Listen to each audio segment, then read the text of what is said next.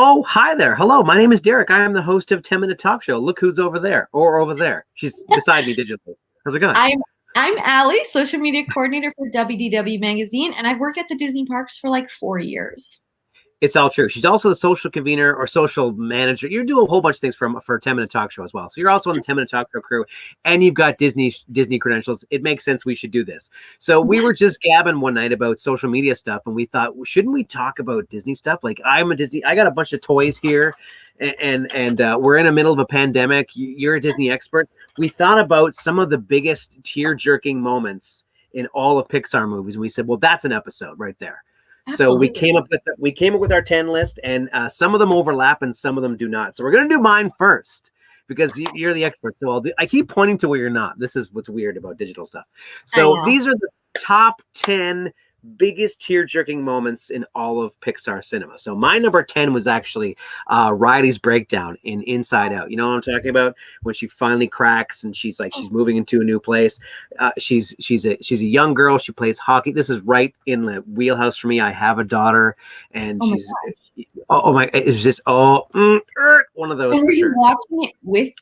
Did you watch it with your daughter? We sure did, and that's what broke us all. Yeah, that's what did it. Speaking of getting broken, my number 9 was actually Finding Nemo, and it might surprise you which piece. It was actually the swim down part. It wasn't the mom. It wasn't the obvious, Bambi mother, opening. It was the swim down. There was something about the panic and him running into the net. You know what I mean? Yeah. And getting all the fish. He's finding his confidence, and his dad's trying to stop him, but his dad's like, okay, I'll let him do it. And then they do it. They're successful in the boat and the whole thing. That was just, look at me, I'm flailing. It was a whole. It's definitely a different one than what most people would pick, but I see that emotion there. You're right. Yeah, it was a big one for me. And another big one was maybe a surprise. I don't know. Maybe this one wouldn't be very popular. In Onward, when the dad fades away, and then the brothers kind of commiserate about it, and he says, "Dad wanted me to give you this," and then he hugs him. That whole moment, that was really nice. I don't know if that's a popular one, but it was resonating for me. Because that whole movie builds up, and then you finally get the hug, and it's like, okay. Okay, that makes sense, right? That makes sense. Now, this is a pretty Toy Story heavy list. So my number 7 is actually the Incinerator. I can't believe this actually happened. I can't believe Disney let this happen when they're all in the oven and they're going to their death. Just they're all holding hands. They look to Woody for direction, and he just goes, "This is how it ends, guys. We're done. This is how it ends." And I'm going, what? Everyone was like, "This is the end." Like no one saw the out there. So dark and such a perfect full circle payoff. I was one of the 3 moments in my life I've leapt out of my chair with joy in a movie theater. Jumped, physically, I'm out of my chair. I'm like, of course, the claw. Right? Just absolutely. It was the perfect, and I think you said this before. It is the most satisfying, save comeback in cinematic history. For real. Yeah, it might be one of the best paybacks that comes back around and just rescues you as a viewer and rescues the main characters. Maybe the best in all of cinema. Another one, Coco, actually. Now, Coco has the record for keeping me in the longest before having a tear-jerking moment. I thought I was going to get all the way through. I'm like, oh, Coco, you didn't get me. It's a good movie, but you didn't get me. And then along comes, of course, Remember Me, the song, and the grandma sings, and like, oh, you son of a, right at the end of the 3rd act, you got me. Pixar's not letting you leave without a few tears. Yeah, I thought that was the one. I mean, I was like, oh, good movie, but no, not this time, Pixar. But nice try. But no, they got me. They got me right with 4 minutes left before the credits. They got me. What else do I have? Oh, I don't know if you saw this a few years before Toy Story 4 was out. Tom Hanks and Tim Allen actually tweeted a picture of themselves both crying. Do you remember this?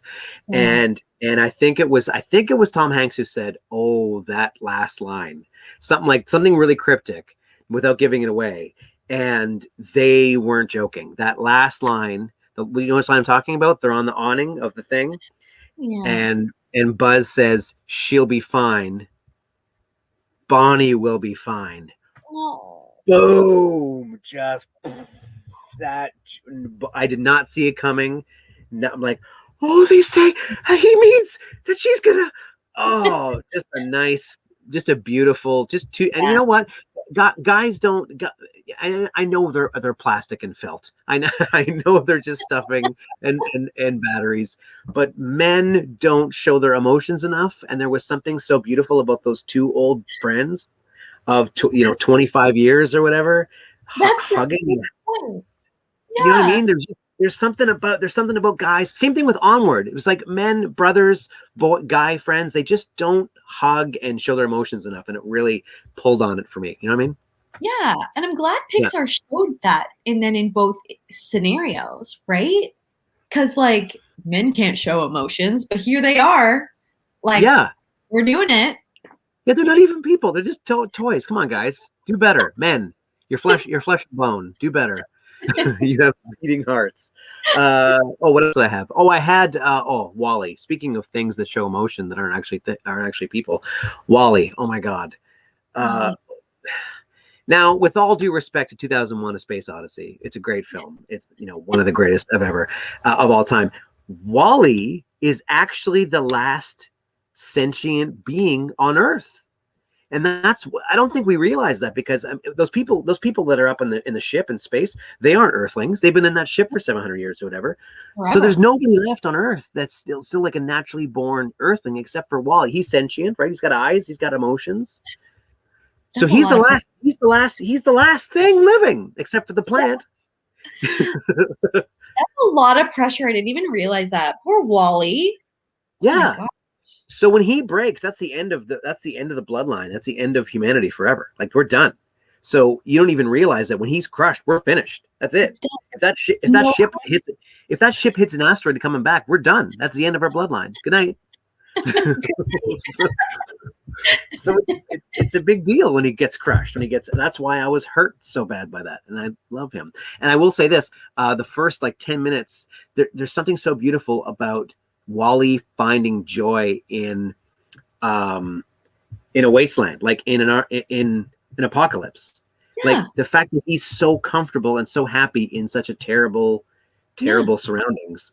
Thriving. Thriving, having a good day, whistling while he works and the whole thing. And ooh, look at this. And he loves everything. He finds little trinkets and little joys here and there. And the fact that he can find joy in that brings me joy somehow.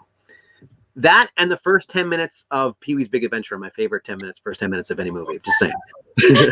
just put that out. Yeah, exactly. And then my number 2 has to be When Somebody Loves You, Toy Story 2. Okay. I don't know if this is a popular one, so I like this. It's not really? I thought that was like almost a cliche, no?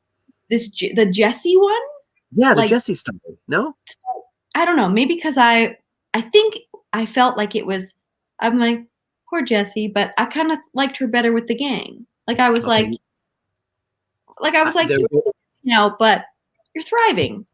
There might have been some influence of watching this with my wife, because I was watching with her in the theater, and during that scene, my wife, without an ounce of totally earnest, completely puts her heart on her sleeve and just under her breath just goes, "I didn't know." So that might have influenced me a little bit. That might have really, you know what I mean?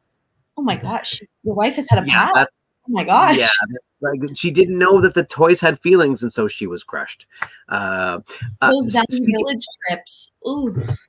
Yeah, exactly. Yeah, that's rough. Speaking of my wife and I being crushed, that brings me to number 1. Number 1 destroyed, absolutely annihilated my wife and I. And I think you and I have the same number 1. So we should maybe we should do this. Did I mention we're doing 2 episodes of this? Did I mention that? I don't think I did.